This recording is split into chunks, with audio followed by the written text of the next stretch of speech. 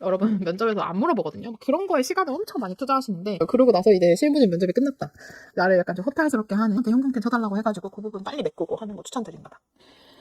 꿀팁. 완전 꿀팁이죠. 진도를 일단 빼는 게 일단 중요한 것 같아요. 그래서 정민 선생님이 잘 하고 계신 것 같고 동기들이랑 면접을 진행하기 어려운 경우는 스터디를 어떻게 꾸리는 걸 추천하시나요? 요즘 고민. 맞아, 스터디 꾸리는 거 고민들 많으시죠?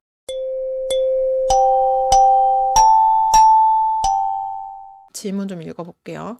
서류가 붙을지 안 붙을지 모르는 상황에서 면접 컨설팅의 날짜를 잡는 게 맞을까요? 서류가 붙을지 안 붙을지 모른다라는 거는 사실 여러분들이 병원 한 개만 쓰실 거가 아니기 때문에 내가 언제라고 면접을 보게 되는 건 사실 필연적인 거잖아요. 그래서 그렇게 생각을 하시고 적절한 시기에 지원을 하는 게 맞는 것 같고, 뭐 빅5, 빅8이 아니더라도 대부분의 대부분의 병원들이 그 공고를 이렇게 뭉탱이로 좀 몰아서 한 시즌별로 내거든요. 그러니까 한 주에 막 몰아서 내거나 접수 기간이 비슷하거나 아니면 면접 일정이 일주일에 통으로 몰려 있거나 그래서 서류 합격을 여러분이 5개를 해도 5개 병원의 면접을 다 못 가요.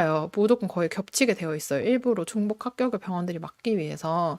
그래서 어쨌든 병원을 서류를 한 3개 이상 쓰시면 그 중에 하나는 결국에 내가 붙는다고 생각을 하고 준비를 하시는 게 맞는 것 같아요. 그리고 기본 면접은 자소서 베이스 질문 뽑아주시나요? 완전 당연하죠.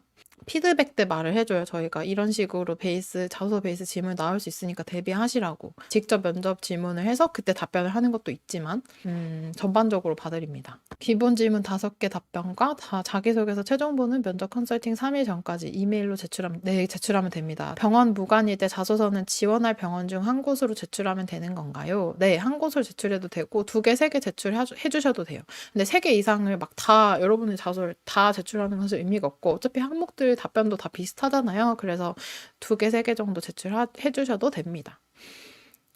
가능하면은 이제 성모나 아산이 어쨌든 항목이 많고 여러분들 소재로 쓸만한 게 많으니까 그걸 포함해서 제출을 해주시면 좋을 것 같아요.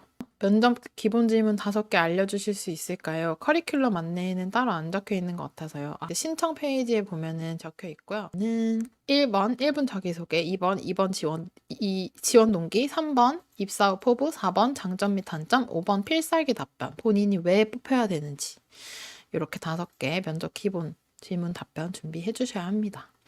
면접을 경험해보지 않은 노베이스 학생도 당장 시작해도 되나요? 노베이스 학생 시작해도 되는데 노베이스면은 특강 한번 들으시거나 아니면 기본 질문 5개 달달 외워오시고 오시는 걸 추천드려요. 근데 전 그것도 진짜 나쁘지 않다 생각하거든요. 그래서 일단은 기본 질문 5개는 무조건 준비를 해야 돼요. 아무리 노베이스라도 그걸 1분 자기소개 정도는 달달 외워오고 그 다음에 컨설팅 받으셔야 됩니다. 현재 예정된 면접 컨설팅 계획 외에도 또 추가적으로 개설할 계획이 있으신지 일단 없습니다. 일단 없어요. 그 다음에 또 질문 밑에 직무 공부를 아직 하지 못했는데 직무 면접을 신청해도 될까요? 되는데 일단 이건 있어요. 신청하고 나서 저는 솔직히 학생들한테 이렇게 말을 많이 하거든요. 토익 일단은 신청해라. 그리고 그걸 데드라인으로 미친 듯이 공부를 해라. 그럼 너한테 계속 데드라인이 주어지면 너의 일단 퍼포먼스가 데드라인 직전에 엄청 많이 효율성이 증대가 될 것이다 라고 말을 하는데 어쨌든 면접 컨설팅 직무를 신청을 하더라도 적어도 한 1, 2주 정도 텀을 두시고요. 면접 컨설팅을 데드라인으로 해서 진짜 기본 직무 지식은 한 번씩 리뷰를 하고 오셔야 돼요. 여기에 뭘 리뷰를 하면 좋냐라고 물어보시면 어떻게 대답을 하고 싶냐면 일단은 여러분 기본 핵심 간호술기 있죠.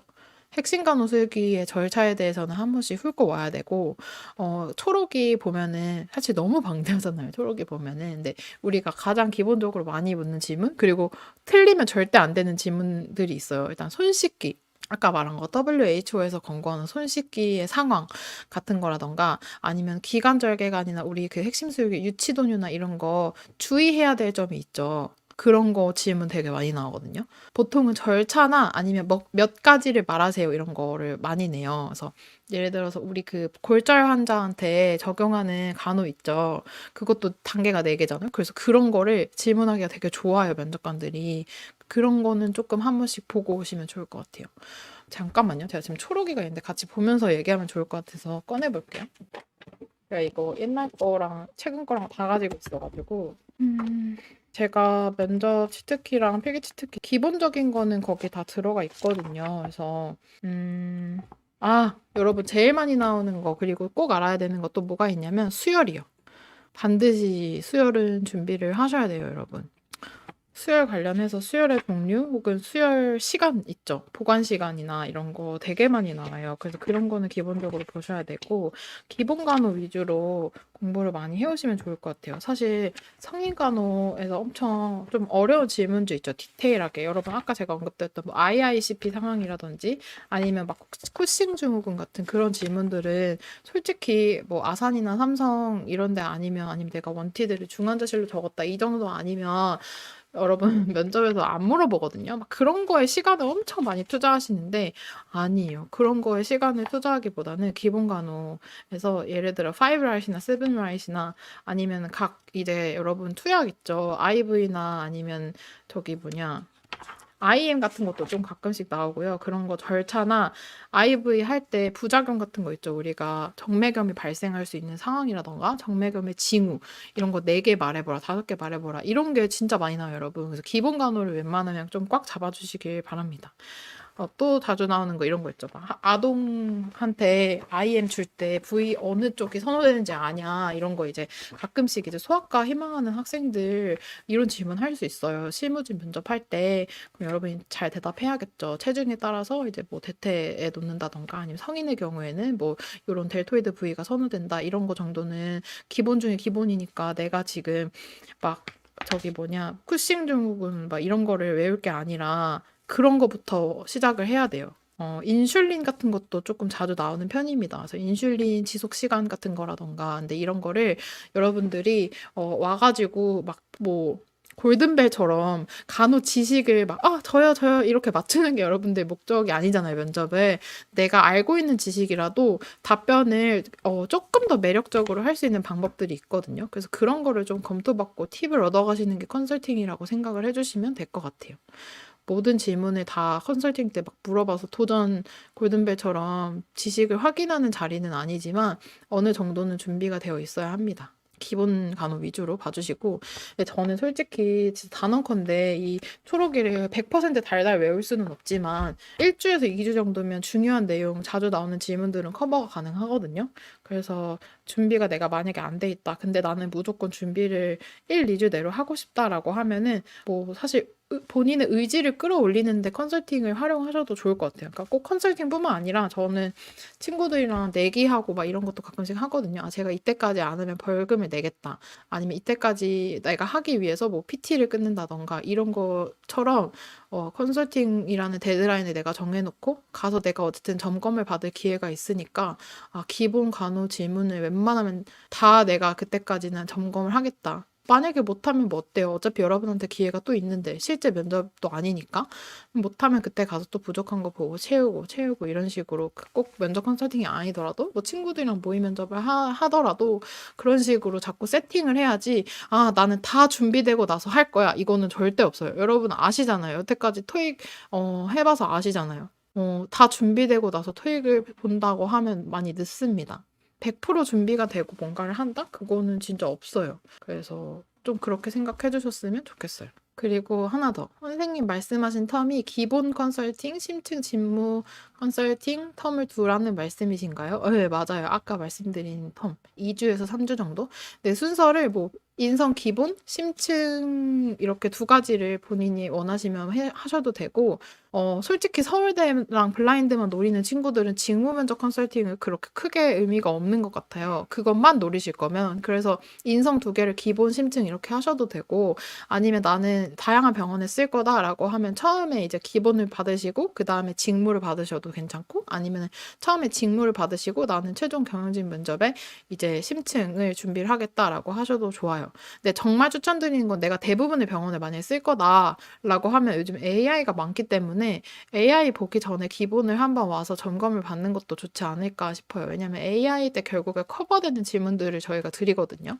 그래서 그걸 추천. 그래서 AI 만약에 볼 생각이 있다. 대부분의 병원을 쓸 거다라고 하면은 기본 인성 컨설팅을 먼저 보시고 그 다음에 한 2주에서 3주 텀을 두시고 직무를 준비를 해서 와서 점검을 받는 게 어떨까 이런 생각이 들고요. 있고요. 스터디원들이랑 함께 신청하려면 어떻게 쓰면 될까요? 질문해 주셨는데 매니저님한테 말씀해 주시면 됩니다. 그러면 안내 친절하게 해 주실 거예요. 면접 컨설팅 때 제출하는 자소서 병원에 맞게 질문해 주시는 건가요? 예를 들어서 분당 서울대 컨설팅이 아닌데 분당 서울대 자소서 제출하고 그에 맞는 질문을 해 주시는지 병원별 빈출 질문 위주로 저희가 질문을 사실 해드릴 거예요. 병원별 빈출 질문을 다 정리해서 면접 치트키에 넣어놨거든요. 그래서 그 질문들 베이스로 질문을 할 거고요. 치트키를 이제 저희가 작업을 하면서 사실은 면접 그 치트키 안에는 한 50개 정도 뽑아놨어요. 병원별로. 근데 50개 이상 되는 빅데이터가 있거든요. 그래서 거기 안에서도 질문이 나오는 거 위주로 해드리고 자기소개서를 제출을 하는 건 사실 분당 서울대 자기소개서를 당연히 제출을 하셔야겠지만 분서를 지원하신다면 근데 그것만으로 선생님을 잘 알기가 어려워요. 그래서 다른 병원 자소서 제출해 주시면 또 분당 서울대 면접관의 성향이나 면접 그 질문 스타일에 맞게 질문을 해드립니다. 진짜 토끼 멘토님이 정말 정말 면접 잘 봐주시거든요. 그러니까 저는 진짜 너무 좋은 게, 그러니까 코멘트도 되게 잘해주시지만 막 그 상황 질문을 분당 서울대랑 서울대가 특히나 많이 나오는데 엄청 라이브하게 막 해주세요. 막 연기하면서 막 이럴 때 어떻게 하실 거냐. 근데 실제로 서울대랑 분당 서울대 때 그런 당황스러운 상황들이 많이 나오거든요. 근데 막 토끼 멘토님 혼신의 연기를 막 해서 질문을 하시면 친구들이 당황하기도 하고 아 이런 거 진짜 너무 신선하다 이렇게 하는 친구들도 있는데 결국에 면접 가서는 그 진가가 또 드러나가지고 잘 봐오더라고요. 그래서 토끼 멘토님 면접 컨설팅 할 때 오시는 거 진짜 추천드립니다. 초록이는 꼭 최신 버전으로 보는 것이 좋을까요? 아니요. 최신 버전으로 안 봐도 돼요. 저도 1년 전에 합격한 친구들 거 무료로 그 친구들 거 물려받아가지고 그때 준비를 했었고 이거 매년 학생들이 묻는데 그냥 1, 2년 정도는 전에 거 사도 사실 큰 문제 없어요. 거기서 거기고 병원들 그리고 사실 초록이 내부에서도 이게 정보가 업데이트 되는 게 없거든요. 우리가 이게 무슨 막 하이테크를 다뤄야 되는 그런 학문이 아니잖아요. 그래서 기본적인 베이스가 다 똑같기 때문에 크게 업데이트 되는 거 없고 저는 제가 작년 재작년 걸로 공부했다고 했잖아요. 그래서 초록이 업데이트 된 거 친구 거를 하루 정도 빌려가지고 지금 보이나? 잠깐만요. 하루 정도 빌려가지고 정리를 했어요. 그 친구한테 나 옛날 거라서 한 번만 보여줄래? 이렇게 하고 그래서 친구한테 받아서 이렇게 몇 가지 질문 빠진 거, 그러니까 이게 빠진 것만 있는 건 아니고 제가 다른 자료들 보면서 채운 거거든요. 그래서 이런 식으로 정리하면서 했거든요. 그래서 보면은 여기도 이렇게 여기에 심부 정맥 혈전 시 치료 및 간호에 대해서 이야기를 하는데 또 저는 저혈량성 쇼크에 대해서 추가적으로 공부를 해서 질문이 나올 것 같다라는 그 기출이 있어가지고 이렇게 또 정리를 해서 추가로 공부를 했습니다. 그래서 작년, 재작년 거 괜히 사지 말고 받을 수 있으면 받고 이렇게 저는 계속 제가 공부를 할 때 내용을 덧붙이고 추가를 해 나갔던 것 같아요. 뭐 그렇습니다. 그래서 계속 중간중간에도 보면은 이렇게 좀 공부를 하면서 내가 조금 부족한 부분에 대해서 계속 이렇게 덧붙여서 공부를 해 나가면 되거든요. 그래서 그 책 자체는 반드시 최신 업데이트가 된 게 필요한 거라고는 생각하지 않아요. 근데 저는 사실 매년 거의 사고 있어요. 여러분들 트렌드도 좀 봐야 되고 질문도 좀 봐야 되기 때문에 그렇습니다. 사실 제가 제가 내일 대학교로 면접 특강 출강을 나가는데 그래서 내일을 시작으로 해서 다다음 주부터 아마 진행을 할 것 같아요. 자소서 제출할 때는 한 개 병원 자소서만 제출하면 되는 건가요? 한 개만 제출하셔도 되고 두 개 제출하셔도 됩니다. 맥스는 세 개인데 한두 개만 딱 깔끔하게 제출하시는 게 좋아요. 본인이 희망하는 병원 혹은 받고 싶은 컨설팅 조금 더 디테일하게 받고 싶은 병원 제출하시면 되고요. 지금부터 AI 면접 준비는 어떻게 하는 게 좋을까요? 저는 사실 AI 면접 준비의 기본, 그리고 약간 우리가 또 본질을 알아야 된다고 늘 말씀을 드리는데, 면접 준비의 본질은 그 병원에 대해서 탐색하고 나에 대해서 탐색하는 거거든요. 아무리 내가 자기소개서를 썼다 하더라도 그 병원이 원하는 인재에 대한 그런 디테일한 분석이 부족할 수 있어요. 그래서 그게 가장 중요하고 제가 또 다음 달에도 AI 면접 특강을 대학교로 나가요. 그래서 저도 계속 자료를 찾고 준비하고 하는데 AI 면접은 변별력을 갖추는 게 게임 같은 데 시간을 너무 많이 낭비할 필요는 없을 것 같고, 가장 추천하는 건 지금 이 순간부터 잡다에서 나오는 그 무료, 그 5회, 한 달에 5회 있는 그거를 좀 트라이얼처럼 시도를 계속 해보시는 거 완전 추천. 네. AI 면접 준비는 기본 면접 질문 1분 자기소개랑 지원 동기 이런 거 답변 준비하는 데부터 시작. 게임은 시간 낭비 많이 하지 마시고 인적성을 제대로 답을 하려면 병원에 대해서 잘 알아야 된다. 그리고 나에 대해서도 알아야 된다. 동기들이랑 면접을 진행하기 어려운 경우는 스터디를 어떻게 꾸리는 걸 추천하시나요? 요즘 고민. 맞아, 스터디 꾸리는 거 고민들 많으시죠? 저는 일단은 개인적인 생각입니다. 동기들이랑 엄청 매끄럽게 스터디를 운영을 못할 것 같다. 그러니까 좀 감정이 많이 섞일 것 같다. 그러면은 차라리 외부 사람들이랑 하는 걸 강력하게 추천드립니다. 이게 스터디를 하다 보면은 이게 장점이자 단점인데 이 친구들이랑 그 전에 쌓아왔던 관계나 감정들이 있다 보니까 그것 때문에 해야 될 거에 집중을 못하고 자꾸 그런 감정적인 것 때문에 스트레스를 받는 경우가 많아요. 예를 들어서 지금 당장 있을 수도 있지만 서류 합격을 하는 친구가 있고 안 하는 친구가 있고 1차 면접을 떨어지고 붙는 친구들이 있을 텐데 그때 그 사이사이 텀들에 내가 만약에 붙어도 그렇고 내가 떨어져도 그렇고 그 친구들을 달래거나 아니면 친구들이 나를 달래주거나 혹은 서로 눈치를 보거나 하는 그런 미묘한 감정들이 굉장히 많거든요.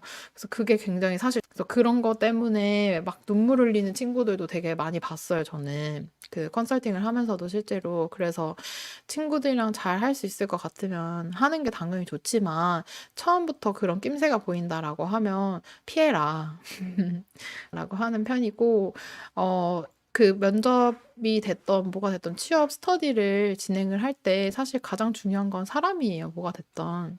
이 사람들이 나랑 똑같은 목표를 가지고 있고, 그리고 이 면접이라는 거 혹은 자기소개서나 필기를 준비할 때 뭔가 좀 같이 열심히 참여를 해서 시너지를 낼 수 있는 사람을 거르는 게 가장 중요한 것 같아요. 스터디를 운영하면서도 느꼈지만 적극적이게 참여해주는 조언들이 있는 반면 아닌 조언들도 있어요. 근데 그럴 때 어떤 감정을 많이 느끼냐면, 아, 나는 이렇게 열심히 이 사람한테 진심을 다해서 피드백을 줬는데 얘는 왜 나한테 이만큼의 정성과 노력을 쏟아주지 않지? 이런 생각을 하게 되는 경우가 많고, 특히나 면접 피드백 할 때 되게 많은 가이드라인을 멘토님들한테 드려요. 근데 그게 똑같은 내용을 가지고 있더라도 어떻게 전달하느냐에 따라서 그 사람이 좋아질 수가 있고 상처만 될 수가 있거든요. 스터디를 할 때 상처를 받는 친구들이 있어요.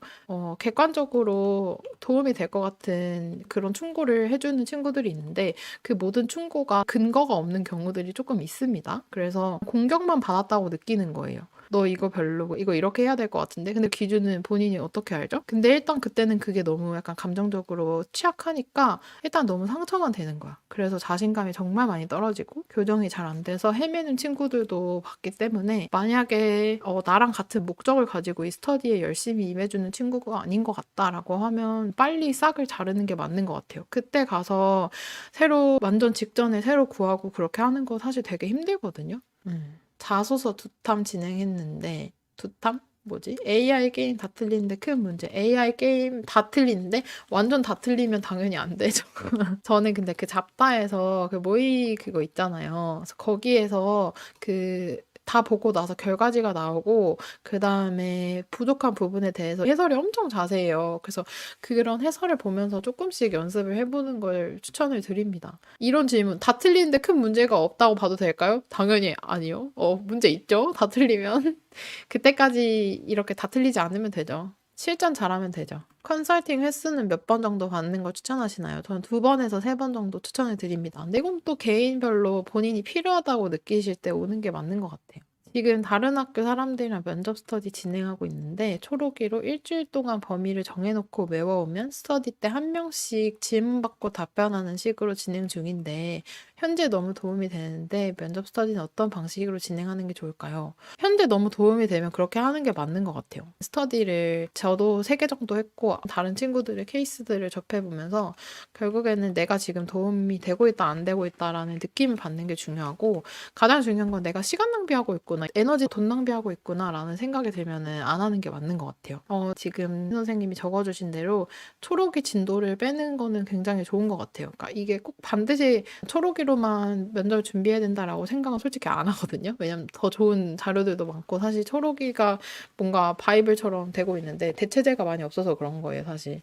근데 물론 또 초록이가 장점도 되게 많아요. 기본이랑 성인 관련해서 방대한 정보를 면접식으로 잘 재편성을 해놨는데 진도를 일단 빼는 게 일단 중요한 것 같아요. 그래서 정민 선생님이 잘 하고 계신 것 같고 이 진도를 뺀다는 게 결국에 이 억지로 주어지지 않으면 사실 하기 힘들어서 저도 그런 식으로 범위를 정해놓고 했고 결국에 이게 내가 알고 모르는 게 중요한 거거든요. 예를 들어 이 정도 한 챕터의 범위를 정해놨는데 나한테 질문 1개나 2개만 하고 그냥 스터디 끝 이렇게 될 수 있어요. 근데 저 이런 건 솔직히 비추.